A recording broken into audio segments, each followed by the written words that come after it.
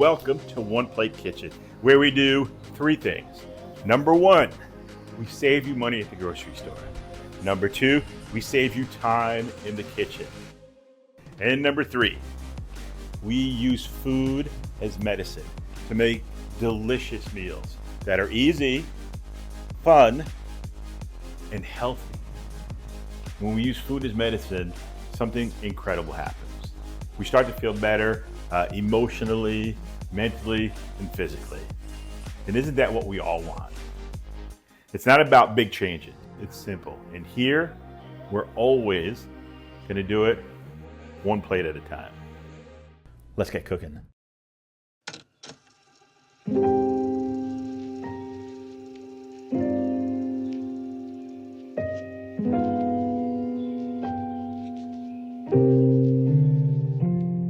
Hey, I'm Chef Rich and welcome to One Plate Kitchen. Today we have an incredible show for you. We're cooking one of my favorite dishes. And I know once you look at the ingredients, you might be a little turned off, but I promise you, once you make it and you smell these aromas, you're gonna wanna make it one of your own. So we're gonna be making a seared, boneless pork chop with a green apple and braised red cabbage slaw. And I know you're like, oh my goodness, red cabbage? Yes, I promise you. It's gonna be so juicy and there's gonna be so much flavor in there, you're gonna love it. Okay, so now since you know what we're making, let's take a look at the stars of the show, the ingredients.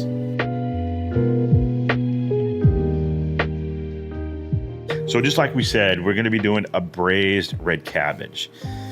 And I'm going to show you how to cut it because sometimes people cut it incorrectly, and I want to show you the best way to get the most product out of it.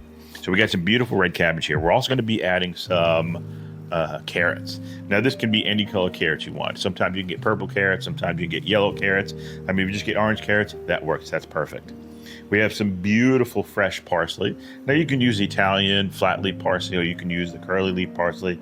If you wanted to put cilantro in there, you can. You can put whatever fresh herb you want to put in there, go for it.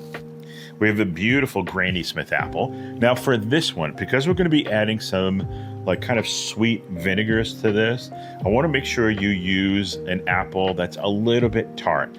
If I use a sweet apple, it kind of really doesn't balance it out. All right, it becomes a little bit on the too sweet side. All right, if you use a Granny Smith, now we have something that's a little tart that really will balance out all the flavors and really round it out. We have a beautiful red onion. Now again, I want to use a red onion because we're going with red cabbage. If I was going to do like a green cabbage, and then I would use a white or a yellow onion. We have some beautiful balsamic vinegar, and I know this might not be something that you're used to cooking with. But I promise you, once you start introducing it into different dishes, you're gonna see it has incredible flavor. We have some fresh ginger. Now, if you didn't want to use fresh ginger, if you wanted to use some dry, you can definitely use dry, all right? I just like to use the fresh. It's a little bit, a little spicy, which I kind of like in the dish, you know, when you bite into it, and it's got amazing flavor as it cooks. But again, if you didn't have it, if you just had the dry spice, you can definitely use that. We have some beautiful cinnamon. We're going to use some fresh cinnamon today. We have another type of balsamic, but this one is a balsamic glaze. All right, so this one is a little bit on the sweeter side. Again, it's one of these things, it's good to use. It has tons of flavor, but we're going to use it in moderation because it does have some honey mixed in with it. We have some fresh garlic. We have everybody's best friend, our one plate herb salt. We have some chicken stock, and then we have our beautiful boneless pork chops. All right, so now since you know everybody involved, there's only one thing left to do, and that's to start cooking. Okay, so the first thing I'm going to do is get this pork going. So I want to get my pork over here, and I just want to season these up. Now I want to be safe, so I'm going to use a glove. I'm just going to season these up. All right, so we'll get one side. Now these are pretty thick. I cut them pretty thick on purpose. Season up the other side. Now we're just going to use some herb salt on this. But if you wanted to use like a garlic powder or some pepper on here or whatever seasoning you wanted to use, you can definitely use it. One of the things I want to do is just let it kind of form a crust on it and break down. That's going to be easier when I put it on there. If I like season this up, especially if I'm using a dry spice, and then I put it in a hot pan, there's a really good chance that what's gonna happen is it's gonna burn on that. And once it burns, it gives it that bitter flavor, and that's not what we want. All right, so I just wanna let this sit there for a couple minutes. Now, while that's kind of breaking down and getting absorbed into the meat, I'm just gonna start to heat my pan up. Now, I started heating this up a little while ago, so I know my pan is nice and hot. Now, we're gonna add a little bit of oil to this. Now again, how much oil am I gonna add? I'm only gonna do about a tablespoon. All right, you'll see that once the pan is hot, the oil, as soon as it gets in there and touches it, what'll happen is it'll just kind of expand. All right, so the viscosity of my oil changes, and it's enough to cover the whole entire pan, which gives you more than enough oil. What a lot of people do is they make the mistake of putting their oil in or their fat in when the pan is cold.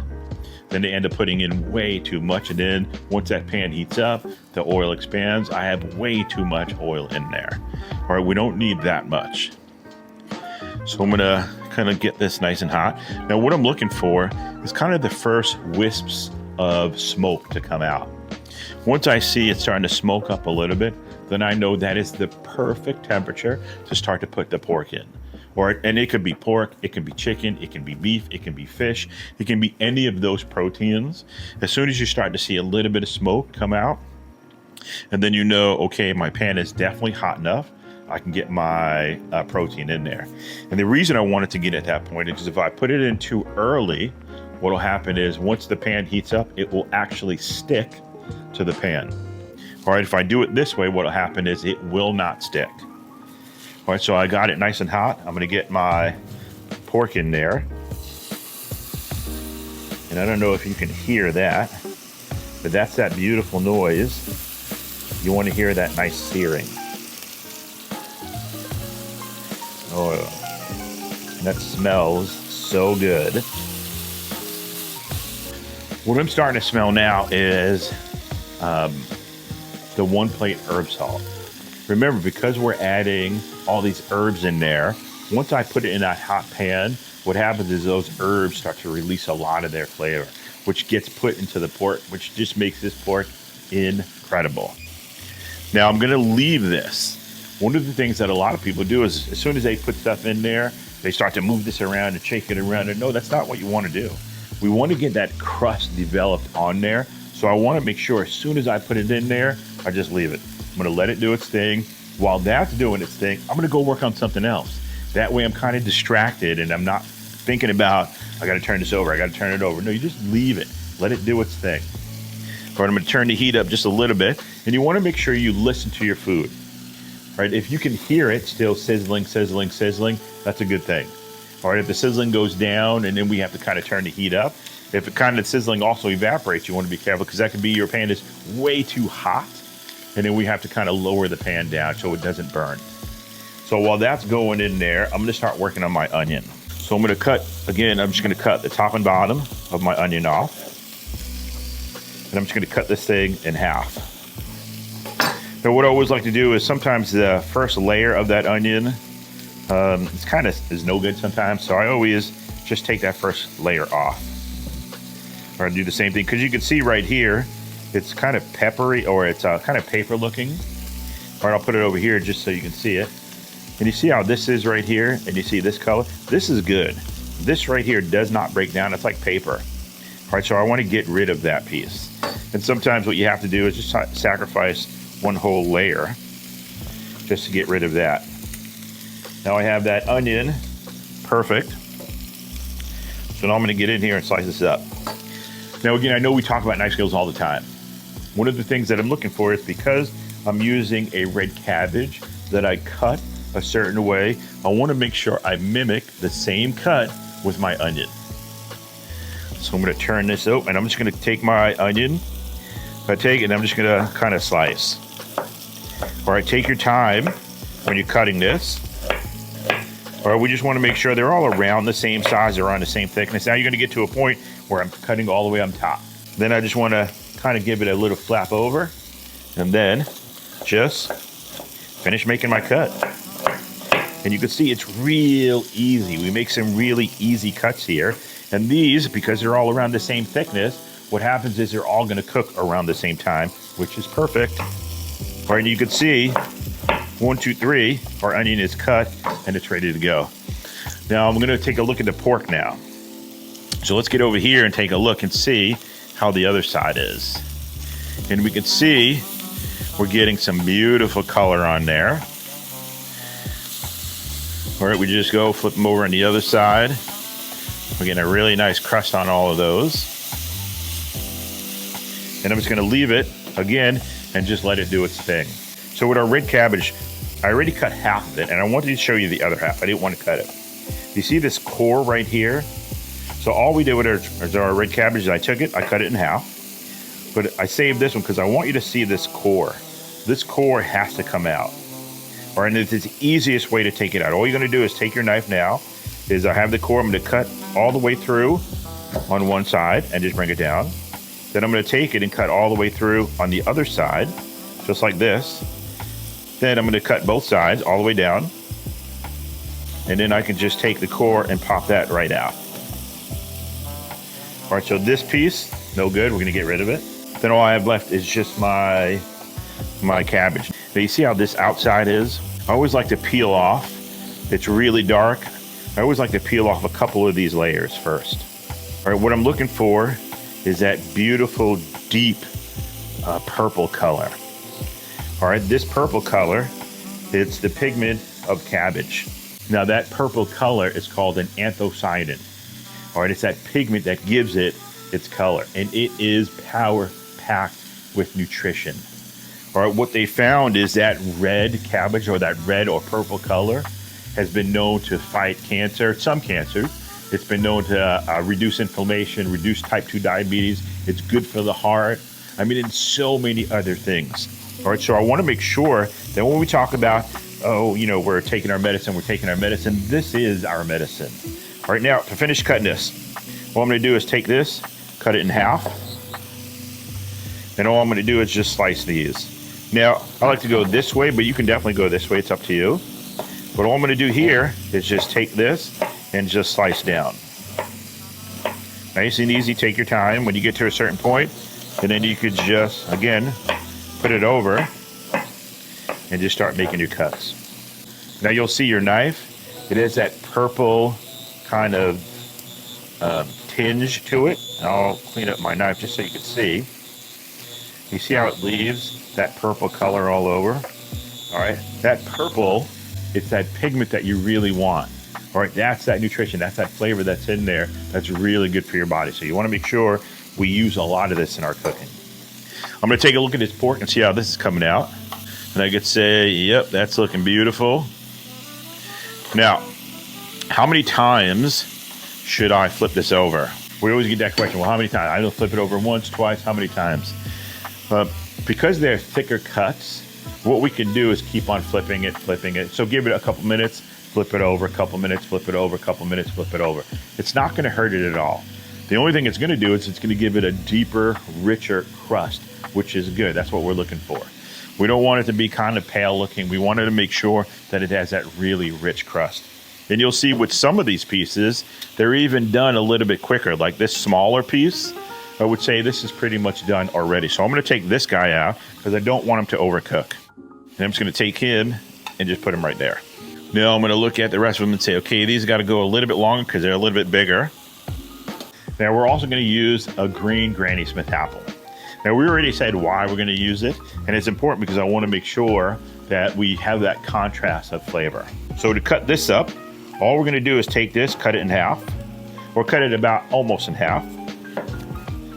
I'm going to put that to the side. I'm going to take and cut the other side. I don't want to cut all the way right through the middle because I don't want to get that core piece. But now from here, because I cut both sides, what I can do is I can look at and see where the core is. I see the core is right here, so I'm going to cut right just on the outside of it. I make my cut there. I flip it over and just do the same thing. All right, I see the core is right there. I'm just going to take my knife, put it on the side. And now I have a piece that I don't really need, I want to get rid of. And then I'm left with my beautiful apple pieces. All right, now this is 100% use it. All right, there's nothing to get rid of here. I don't have to cut anything else out of it. I'm going to use all of that. I'm gonna take a look at my pork again and maybe just give it a flip over. Okay, these are looking pretty amazing. And I would say these are almost done here too. So I'm gonna take these out, get these right here. Aren't these look incredible? Now all I'm gonna do is just sit them on the side and just let them rest. Now you can cover them with some aluminum foil if you wanted to, but we're just gonna let those rest there. Now I have all this like stickiness that's on the bottom of the pan. All right, all this is the good stuff. And if we're talking classical French, this is called the fond. I have all this fond on the bottom of the pan, which is a good thing. I want to keep that because I want to start to build on top of that. If I was to take this and go wash this, what'll happen is I'm washing away all that good flavor. So the next thing I'm going to put in is going to be my onions. So I'm just going to take my onions and just break them up and put them in there. Now, no more fat, no more oil. We're just adding flavor on top of flavor on top of flavor. And we're building on top of every flavor too. So you can see what happens to the onions. Like as soon as I get them in there, I don't know if you can see that color, but it looks amazing. It looks so incredible. So the onions are absorbing all that color. Now remember, that color is going to equal flavor.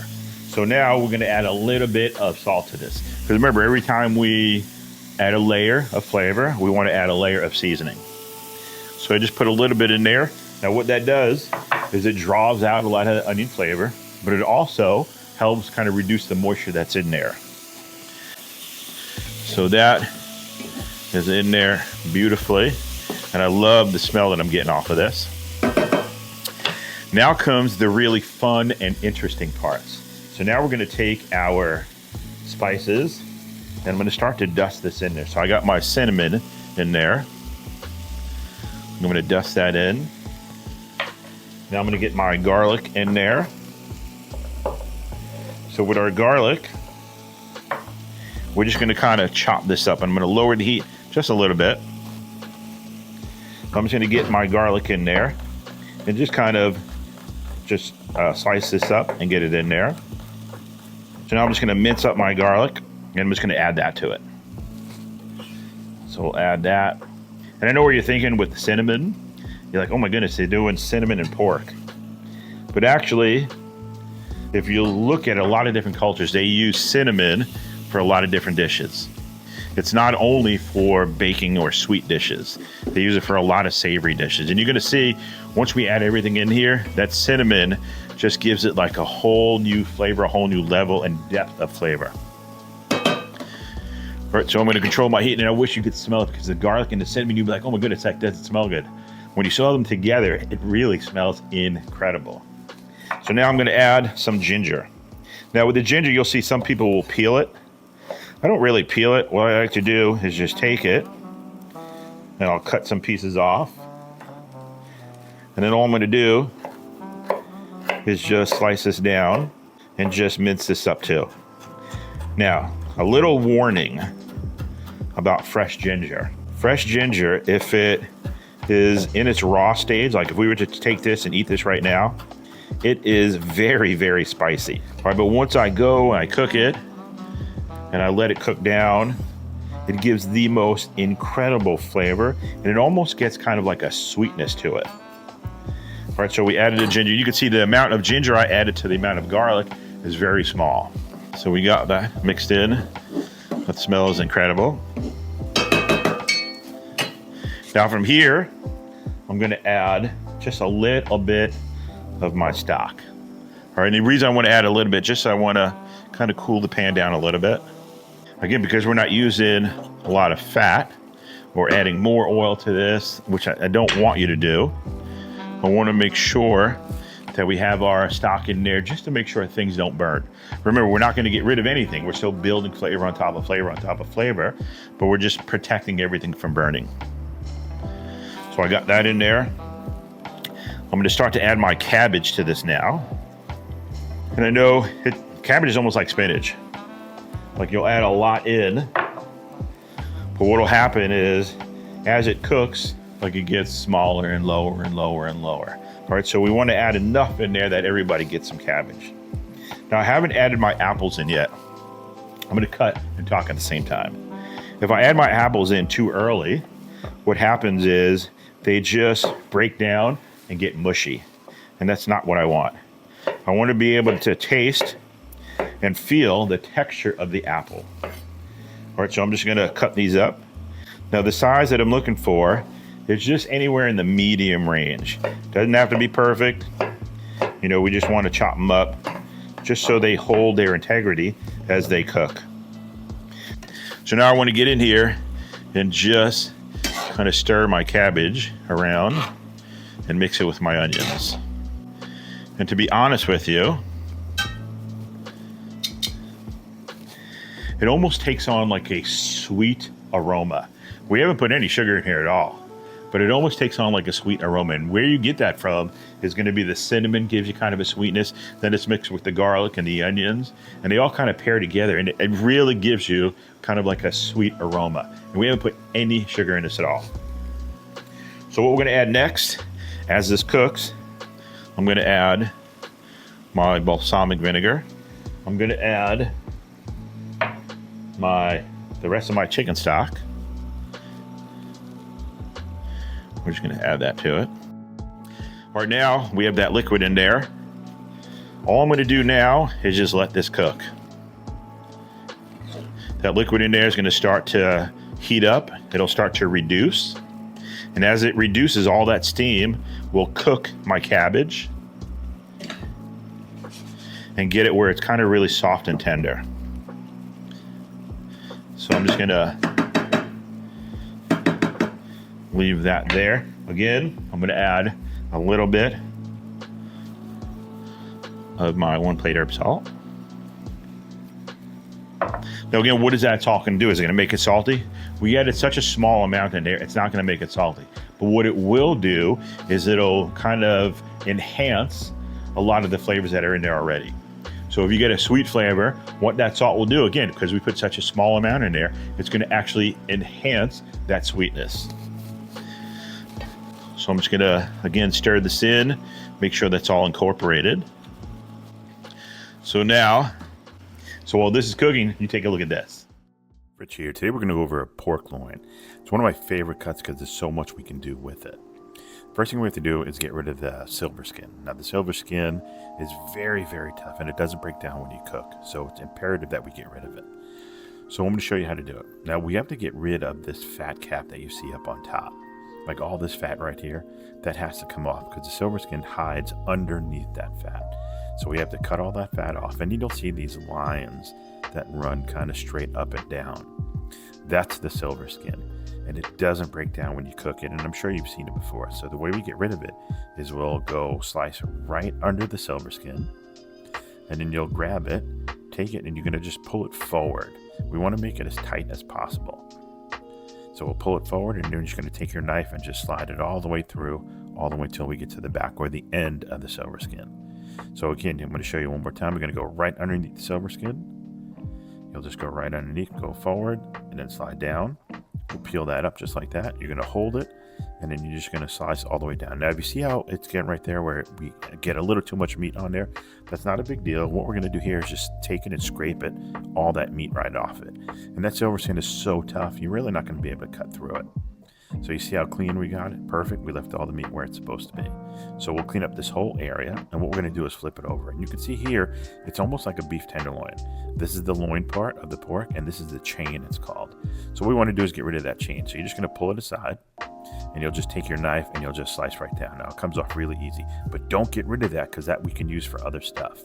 Now, when we flip it over, you're going to see there's two parts to a pork loin. We have a lean part, and then we have a fattier part, the darker meat. So now from this point, all you're going to do is cut your steaks as thick or as thin as you want. It is totally up to you. I like to cut them a little bit thicker, and you'll see this right here is called the combination cut because it has both the lean cut and it has the fattier part. So it's like one of my favorite cuts to have. So we'll get those up, we'll cut all that up, and you'll see when we're done with all of this, we've cut 9 steaks. 9 steaks right there, and we have some usable trim that we can use for other stuff for only $8. All right, so it's a great way to save money. So next time you go to the store, grab one and practice. Pretty incredible, huh? Saving money, that's what we're all about. All right, so now my cabbage is beautiful. I mean, you can look at the color. It's very, very vibrant, and that's what we want. If it starts to lose color, that means we're overcooking it, and that's not a good thing. All right, but I want to keep that really beautiful, rich color. Now I'm going to add some more nutrition and some carrots. So I want to get my apples in there, just so they can absorb some of the flavor as well, but also give some of their apple flavor out. So we're just going to kind of stir this around. And you can see this has got such an incredible flavor, or it's got such an incredible visual that it looks really, really beautiful. Well, it's looking great now. At this point, we're pretty much done cooking this. We just want the apples to soften a little bit. Now I'm going to add my last component, which is just going to be some fresh parsley. Now for this, normally I would say, yeah, really chop this up super fine, super small. I don't want that. I want you to be able to see those greens that are in here when I add them to the dish. If I make this too small, you won't be able to see the beautiful green. And sometimes the flavor will get lost in it. All right, so this is all I'm gonna do, just cut it pretty big like that. I'm just gonna add this to it. That green still holds its color. You could still see it peeking through all the purples and the oranges and the whites, which is a good thing. That's what I want. So the last thing we're gonna put in there is our glaze, our balsamic glaze. And this is just like a little of a sweet treat component. You can see we don't need a lot of it in there, but we want to make sure we get it all.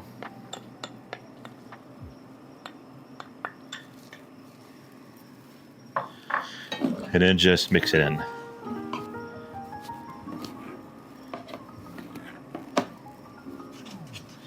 And then that is it. So the last thing to do now is just plate up. And that's it.